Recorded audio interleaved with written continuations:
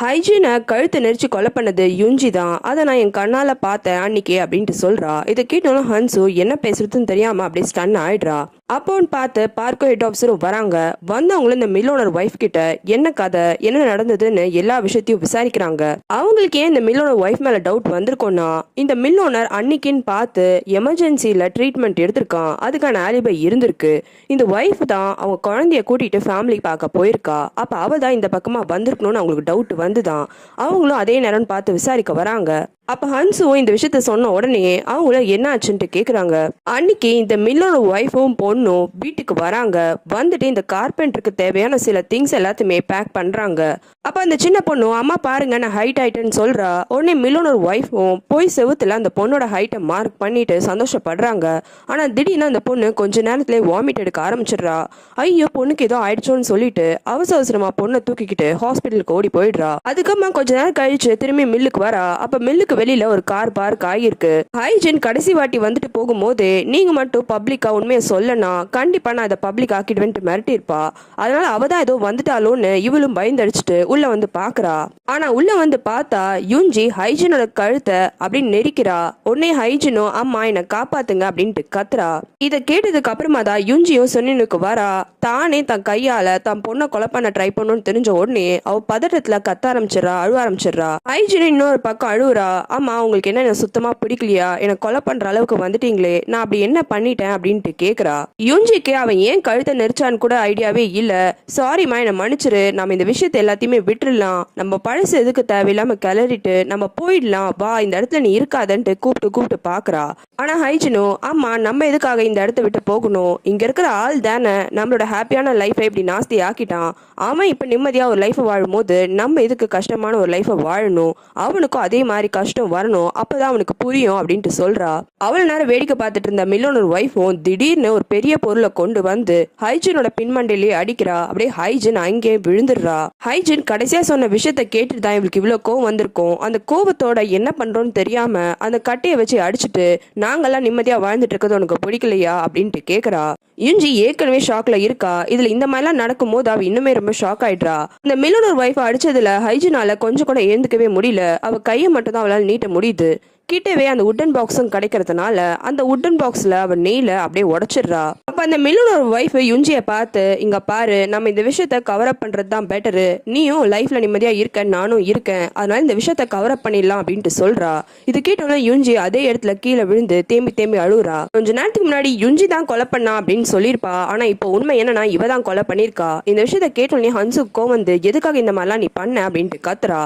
ஆனா அந்த ஒய்ஃபோ என்னோட குடும்பத்தை காப்பாத்துறதுக்காக தான் நான் பண்ண அப்படின்னு சொல்றா. இதை கேட்டு பார்க்குக்கே எரிச்சல் ஆயிடுது. இவ்வளவுலாம் பேசினதுக்கு அப்புறமா மில்லோனோட ஒய்ஃபை இப்ப இன்டர்கேஷனுக்கு கூட்டிட்டு போயிட்டாங்க. அங்க போனதுக்கு அப்புறமா விசாரிக்கும் போது நானும் அவளும் சேர்ந்துதான் அந்த பாடியை ஃபாரஸ்ட்ல புதைச்சோம். ஹைஜினோட பர்ஸ் அப்புறமா மத்த பிலாங்கிங்ஸ் எல்லாம் இருந்தது, அது எல்லாத்தையுமே ஒரு ட்ரம்ல போட்டு எல்லாத்தையுமே எரிச்சிட்டோம். அப்படி எரிக்கிறதுக்கு முன்னாடி யுஞ்சி அந்த பேக்ல இருந்து ஒரு என்வலப்பை வெளியில எடுத்தா. ஆனா உள்ள என்ன இருந்ததுன்னு எனக்கு தெரியாதுன்ட்டு சொல்றா. நம்மளுக்கு ஆல்ரெடி தெரியும் கியூன் தான் அந்த என்வலப்பை ஹைஜின் கிட்ட கொடுத்திருப்பான். அந்த என்வலப்பை தான் யுஞ்சி திரும்பி எடுத்துட்டு இருக்கா. மில்லோனர் ஒய்ஃப் வாக்குமூலம் கொடுத்ததுனால அடுத்தது போயிட்டு யுஞ்சி அரெஸ்ட் பண்றாங்க. யுஞ்சி ஒரு போட்டோ ஷூட்டுக்கு நடுவில் தான் இருக்கா. போலீஸ் வந்து அரெஸ்ட் பண்ண உடனே கத்துறா. ஆனா இருந்தாலும் அவளை அரெஸ்ட் பண்ணி கூட்டிட்டு போயிடுறாங்க.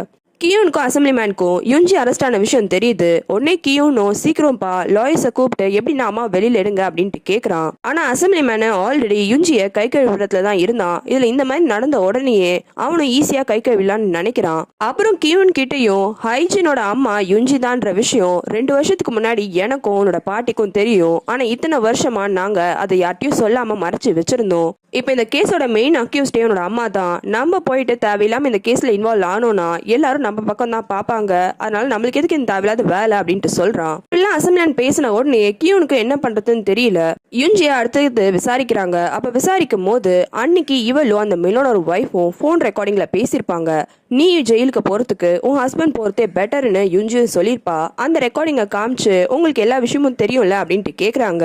ஆனா யுஞ்சியோ எனக்கு எந்த விஷயமும் தெரியாது, இந்த ரெக்கார்டிங் மூலமா என்ன நான் இந்த கொலையில இன்வால்வ் ஆயிருக்கேன்னு எதனா ப்ரூஃப் இருக்கா, எதுக்கு என்ன தேவையில்லாம அரெஸ்ட் பண்ணீங்கன்னு தான் சண்டை போடுறா. அசம்பிளி மேனும் இப்ப ஹெல்ப் பண்ணல. யுஞ்சியும் ஜெயில இருக்கா. அதனால கியூன் போயிட்டு மீட் பண்றான். அப்போ அம்மா கவலைப்படாதீங்க, உங்களுக்காக லாயர் பார்த்துட்டு இருக்கேன், சீக்கிரமா உங்களை வெளியில எடுக்க ட்ரை பண்றேன் அப்படின்ட்டு சொல்றான். ஆனா யுஞ்சிக்கு என்ன ஆச்சுன்னு தெரியல. உன்னோட அப்பா என்ன டைவர்ஸ் பண்றேன்னு சொன்னாரு தெரியுமா, இந்த விஷயம் உனக்கு தெரியுமான்ட்டு சம்மந்தமே இல்லாம பேசுறா.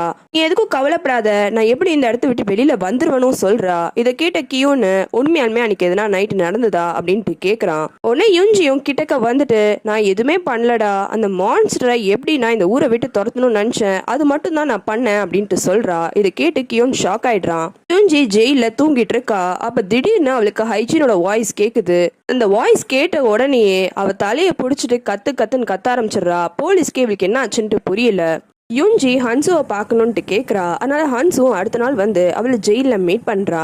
வந்த ஹன்சு கிட்டையும் யுஞ்சி எக்ஸ்பிளைன் பண்றா. இங்க பாரு, ஹைஜின் வந்து என்ன டார்ச்சர் பண்ணிட்டே இருந்தா, அதனால தான் அவ எப்படி பிறந்தான்ற விஷயத்த அவகிட்ட சொன்னா. அவ புரிஞ்சு நடந்துப்பான்னு நான் நினைச்சேன். ஆனா திடீர்னு அவ என்னோட அப்பா யாரு நான் கண்டுபிடிக்க போறேன்னு அதுல முழுகிட்டா. எனக்கு இது சுத்தமா பிடிக்கல. அவ இந்த ஊருக்கு வந்ததுக்கான காரணமே என்ன, உயிரோட இருக்கணும் தான். சரி, அந்த டிரான்ஸ்பிளான்ட் அவளுக்கு பண்ணி கொடுத்துட்டா அவளும் நம்ம லைஃபை விட்டு போயிடுவான்னு நினைச்சுதான் கிட்னி தர ரெடியா இருந்தேன். எல்லாமே முடிஞ்சிடும் நினைக்கும் போது திடீர்னு ஹைஜினை வேற மாதிரி பண்ண ஆரம்பிச்சுட்டா. எப்ப அந்த ஹாஸ்பிட்டல் கார்டை அவ என்வலப்ல பார்த்தாலோ உடனே மில்லு கிட்ட போயிட்டு அவரோட அப்பா கிட்ட சண்டை போட போறேன்ட்டு போயிட்டா. இன்னைக்கு நடந்த விஷயத்த காமிக்கிறாங்க. ஹைஜின் கால் பண்றா யுஞ்சிக்கு, நான் இந்த மில்லோனரோட இடத்துல தான் இருக்கேன், ஆமா கவலைப்படாதீங்க, இன்னைக்கு இந்த அப்பா கிட்ட பேசி என்ன ஏதுன்னு ஒரு முடிவுக்கு கொண்டு வந்துடலாம் அப்படின்ட்டு சொல்றா. முதல்ல அங்க இருக்காத, முதல்ல அந்த இடத்த விட்டு வெளியில வான்ட்டு யுஞ்சியோ எவ்வளவு கதறா. ஆனா ஹைஜின் கேட்கவே மாட்டிக்கிறா. ஐயோ, நம்ம பொண்ணு அந்த இடத்துல மாட்டிக்கிட்டாலேன்னு பதறி யுஞ்சியும் அந்த இடத்துல இருந்து கிளம்பி வரா. யுஞ்சி கோயில்ல இருந்து தான் போன்ல பேசியிருப்பா. அங்க இருந்து கிளம்பி இந்த மில்லு கிட்டே வந்துருவா. ஆனா மில்லோட கேட்டை பார்த்த உடனே சின்ன வயசுல நடந்த விஷயம் எல்லாமே அவன் மைண்டுக்கு வருது. ரொம்பவே பயப்பட ஆரம்பிக்கிறா. என்னதான் அவளுக்கு அந்த ட்ராமா பயம் எல்லாமே இருந்தாலும் தன்னோட பொண்ணு உள்ள மாட்டிருக்கான்னு தெரிஞ்ச உடனே பதறி அடிச்சுட்டு உள்ள போயிட்டு, ஹைஜின் நீ வா வெளியில போகலாம் அப்படின்ட்டு எவ்வளவு கூப்பிட்டு பாக்குறா. ஹைஜினுக்கு அந்த விஷயம் புரியல. ஆனா யுஞ்சிக்கோ அவ சின்ன வயசுல அப்படி உட்கார்ந்தது, அந்த ஆள் பண்ணதுன்னு எல்லா விஷயமும் மைண்டுக்குள்ள வந்துட்டே போகுது. ஹைஜனும் புரியாம நம்ம இந்த மாதிரிலாம் பண்றது யுஞ்சிக்கு பிடிக்கலன்னு நினைச்சுக்கிட்டு, இல்லம்மா நான் இங்கே தான் இருப்பேன், அந்த மான்ஸ்டர் எனக்கு நேருக்கு நான் பார்த்து கேள்வி கேட்க தான் போறேன்ட்டு சண்டை போடுறா. யுஞ்சி பயத்துல வான்ட்டு கூப்பிட்டாலும் ஹைஜனு அழுவ ஆரம்பிச்சிடுறா. நீங்க தானே சொன்னீங்க நான் ஒரு மான்ஸ்டர்னு, என்ன மான்ஸ்டர் ஆக்குனதே அந்த ஆள் தானே, கண்டிப்பா அந்த ஆளை எனக்கு நேருக்கு நேர் பார்த்து கேள்வி கேட்காம நான் இந்த இடத்த விட்டு வரவே மாட்டேன், நான் கண்டிப்பா அதுக்காக தான் இங்க வந்திருக்கேன்ட்டு கத்துறா. யுஞ்சி ஆல்ரெடி இந்த விஷயம் எல்லாம் ஞாபகம் வந்து கொஞ்சம் குழப்பத்துல இருக்கா. இதுல இந்த வார்த்தைங்கெல்லாம் கேட்ட உடனே அவளுக்கு பழைய விஷயம் எல்லாம் ட்ரிகர் ஆயிடுது. ஹைஜனுக்கு பதிலா அந்த இடத்துல மில் ஓனர் இருக்கிற மாதிரி அவன் நினைச்சுக்கிறா. மில் ஓனரும் குட்டியா இருக்கிற யுஞ்சி கிட்ட, நீ கவலைப்படாத, நான் உன்னை எதுவும் பண்ணிட மாட்டேன் அப்படின்னு சொல்ற மாதிரி நினைக்கிறா.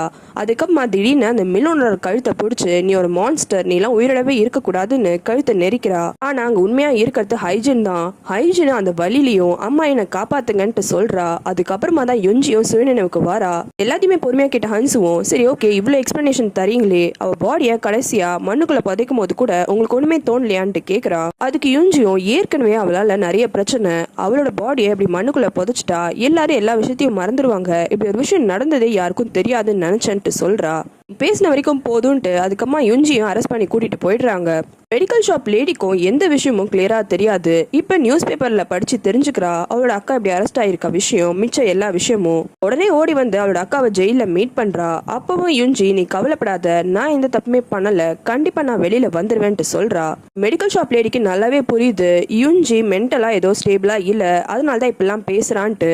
ஆனாலும் மெடிக்கல் ஷாப் லேடியை பார்த்து யுஞ்சியோ, நீ கவலைப்படாத, என்ன இந்த மாதிரிலாம் கேவலமா நினைக்காத, நான் கண்டிப்பா வெளியில வந்துருவேன், என் ஃபேமிலியோட என் குழந்தையோட நான் நிம்மதியா ஒரு லைஃபை வாழதான் போறேன், நீ எனக்கு கேவலமா பாக்குற அளவுக்குலாம் நான் ஒன்னும் மோசமா போயில்லன்ட்டு கத்துறா.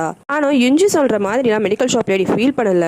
இவ்வளவு விஷயம் நடந்திருக்கு, பாவம் நம்மளோட அக்கா இவ்வளவு விஷயத்தையும் மனசுக்குள்ள பூட்டி வச்சு எவ்வளவு கஷ்டப்பட்டிருப்பான்ட்டு ஃபீல் பண்றா. ஹன்சுவும் பாபுவையும் யூனாவையும் பார்த்து மீட் பண்ணி என்ன பண்றாங்கன்னு கேக்குறா. ரெண்டு பேருமே இப்போ நல்லா தான் இருக்காங்க.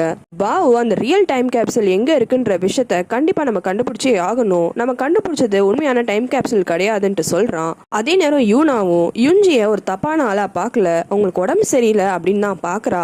அதே மாதிரி ஹன்சு கிட்டயும் கேக்குறா, உங்க அக்காவை கொலை பண்ணிட்டாங்கன்னு எங்க அம்மா உங்களுக்கு சுத்தமா பிடிக்கலையான்னு.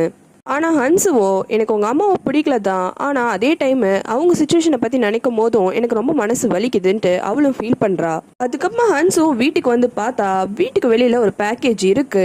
அந்த பேக்கேஜ்ல ஒரு கிளவுன் மாஸ்க் தான் இருக்கு, உள்ள ஒரு நோட் இருக்கு. இவ்வளவு என்ன ஏதுன்னு எடுத்து படிக்கிறா.